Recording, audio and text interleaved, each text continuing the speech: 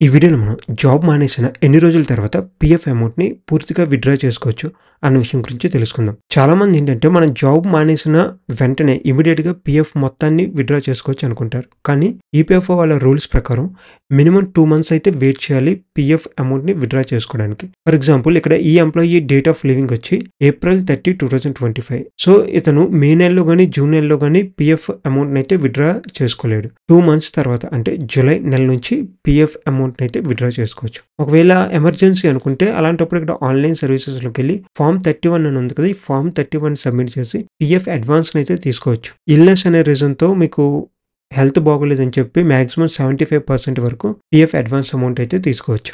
Balance అమౌంట్‌ని 2 months తర్వాత ఒకవేళ మీరు కొత్త జాబ్‌లో జాయిన్ అయితే ట్రాన్స్‌ఫర్ చేసుకోవచ్చు.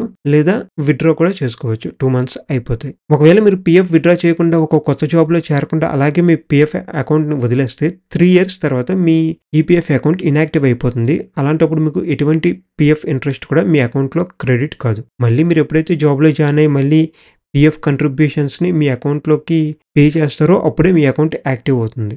సో మీరు జాబ్ మానేసిన వెంటనే కాకుండా మినిమమ్ 2 మంత్స్ అయితే వెయిట్ చేయాలి.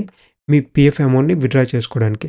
అంటే ఇక్కడ ఫార్మ్ 19ని, ఫార్మ్ 10సిని సబ్మిట్ చేయడానికి. ఈ లోపుగానే మీకు పీఎఫ్ అర్జెంట్ అయితే ఫార్మ్ 31ని ఉపయోగించి పీఎఫ్ అడ్వాన్స్ అమౌంట్‌ని అయితే విత్‌డ్రా చేసుకోవచ్చు.